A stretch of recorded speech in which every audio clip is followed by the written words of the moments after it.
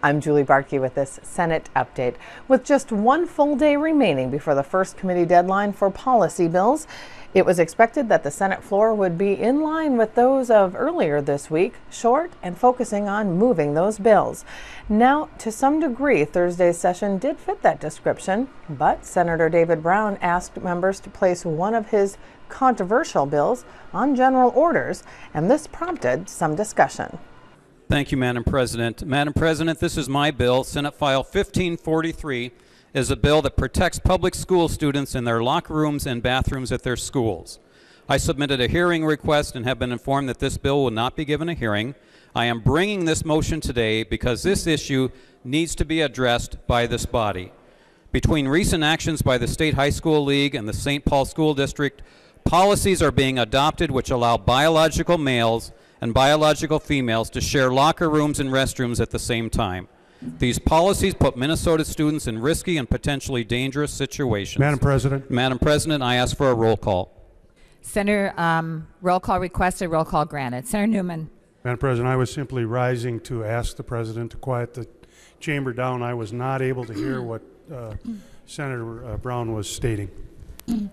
Good point, Senator Newman. Members, please pay attention to the discussion and take your conversations to the retiring room or into the hallway. Please, staff as well, take your conversations outside the chamber.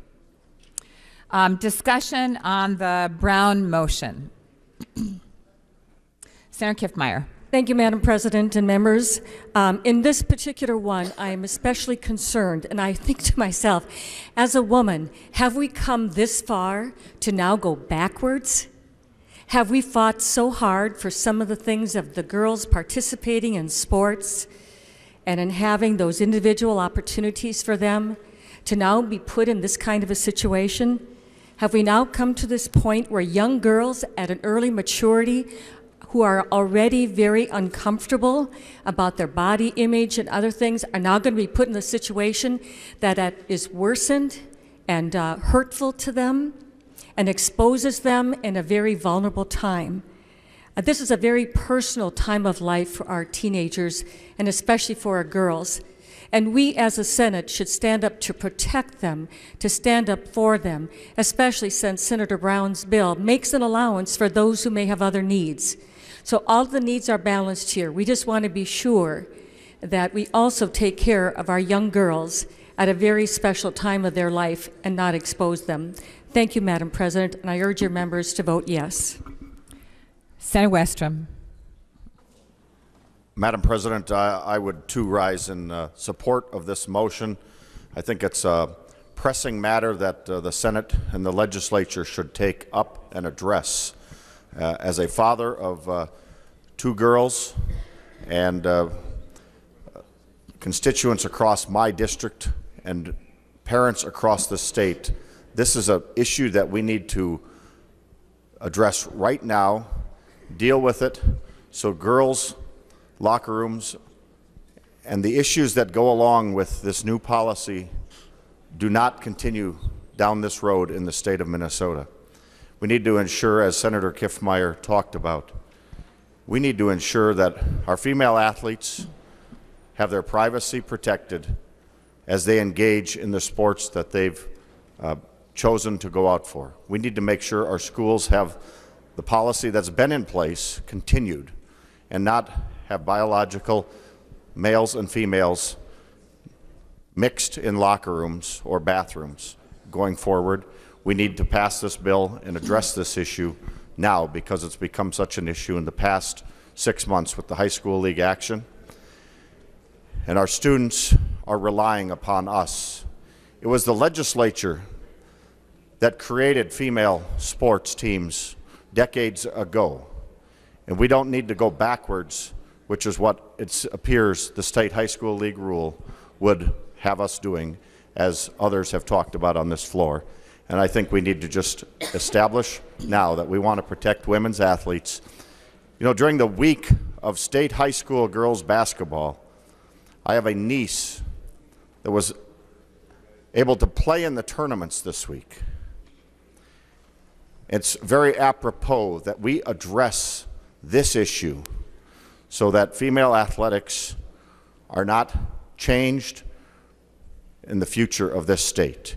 And we continue the strong tradition that decades ago we set forth when we created female athletic teams to not just have male athletic teams in this state.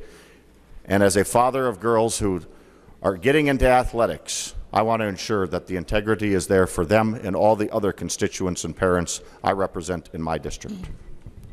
Senator Dibble. Well, Madam President, it seems as though we are debating the merits of this bill in the form of a motion to place the bill on the floor, so I think it's important that there be a response. I would encourage members to vote against this motion.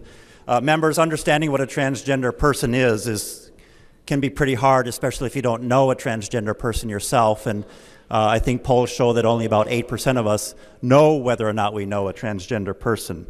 So just let me say that the statements that have been made on the floor here are disturbing. A transgender person is someone whose biological sex at birth is different from what they know to be true. Some people are prescribed hormones to undergo change. Some, at some point, have surgery to become who and exactly what they are. But members, it's especially important to know that all of these young people are someone's son or daughter.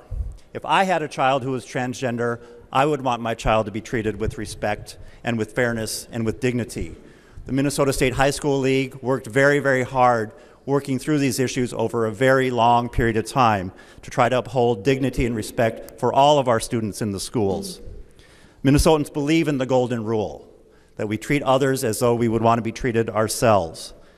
This takes away local control from schools who want to be safe and supportive and inclusive of all of our children, finding the right balance, finding the privacy issues, finding the measure of dignity, and they've done a really good job. Members, you should also know that this bill would run smack into Title IX protections and would cause a great deal of legal challenge and problem for our schools. So members, please vote against this measure. This does not treat transgender students or their families or the communities that are working through these issues with the kind of respect that they deserve and should be accorded. Senator Limmer. Thank you, Madam President. I've been listening carefully to this discussion, and I'm also familiar with Senator Brown's bill. This bill, if it's been alluded to, this bill is not discriminatory toward any single student. This would be this reinforces existing policy in the state that we protect the safety and privacy of all students. There's no discriminatory practice here, as some may have suggested. And this whole issue started with the high school league creating its rule that changes existing public policy and contravenes existing state law. Senator Brown has already suggested there might be a couple school districts that are now launching forward following high school league rule as if it was state law. Clearly, this is a time when the legislature should be involved. This is a time when the legislature could give direction as well as clarification that it upholds existing state law to protect the safety and the privacy of all students. This seems like a common sense idea. I'm saddened that we did not get a hearing in the policy committee that it should be in. It's unfortunate because I know the chairman of that committee in the past has always, in other responsibilities of being chair in other committees, he's given hearings to everyone that would have a bill before his committee, but sadly, that policy has changed and this bill did not get a hearing. So, as we look at this, it's not the boogeyman issue that so many people would like to think of it is or characterize it is. Students have a right to privacy in their bathrooms and locker rooms in this state. And the way the law is written now, it should have separate facilities for the different biological sexes. I think that makes common sense, and it's what parents expect from our public schools. Madam Chair, if it hasn't been asked for, I ask for a roll call vote. It's been requested. Members, the motion before us is whether this bill should be pulled from the Committee on Education and placed on general orders. We've wandered into a whole discussion on the merits of the bill. So let's restrict our conversation from now on to whether it should be pulled from committee or not. Senator Bach, did you still want to? All right. Then we have Senator Brown on, nope. Any other discussion on the motion before us? Okay, the motion before us is, shall Senate File 1543 be withdrawn from the Committee on Education, given its second reading, and placed on general orders? Roll call was requested. Seeing no further discussion, the Secretary will take the roll.